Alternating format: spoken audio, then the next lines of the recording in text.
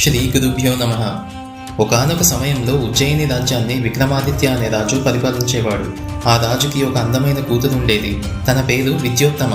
విద్యోత్తమ తెలివితేటలు గమనించిన రాజు ఆ రాజ్యంలోనే గొప్ప పండితుడైన ఆచార్య వరారుచిని తన కూతురికి గురువుగా నియమించాడు. విద్యోత్తమ ఆ గురువు వద్ద అమితమైన జ్ఞానం, సాహిత్యం, కళలు అన్నీ అభ్యసించింది. అలా ఆమె తన జ్ఞానంతో ఆ రాజ్యంలోని ఎంతో మంది పండితులతో పోటీ పెట్టుకుని మరీ గెలిచేది. ఒకనాడు తన గురువు వరారుచితో కూడా పోటీ పెట్టుకుని గెలిచింది.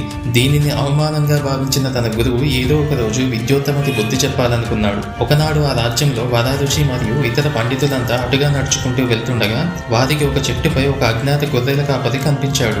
అతడు చెట్టు కొమ్మ చివర్లో కూర్చొని ఆ కొమ్మ మొదలని విరగొట్టడానికి ప్రయత్నిస్తున్నాడు. అలా చేస్తే కొమ్మ విరిగి తానే పడిపోతాడు కదా అని నవ్వుకొని ఆ పండితులంతా మన రాకుమారి తనకంటే గొప్ప జ్ఞానం ఉన్నవాడిని తప్ప ఇంకెవరిని పెళ్లి చేసుకోనని చెప్పింది. కనుక ఇలాంటి వెర్రివాడిని తనకిచ్చి వివాహం చేస్తే తన గర్వం అనుగుతుందని అనుకుంటారు. దీంతో వరారుచి ఆ గొర్రెల కాపరిని పిలిచి తన పేరు అడగగా కాళిదాసు అని చెప్తాడు. నువ్వు కనుక మాతో రాజభవనానికి వస్తే నీకు మంచి విందు భోజనం పెడతాను అని ఆ పండితులంతా కాళిదాసుతో చెప్తారు. కాళిదాసు ఆనందపడి ఆ పండితులతో పాటు రాజభవనానికి వెళ్తాడు.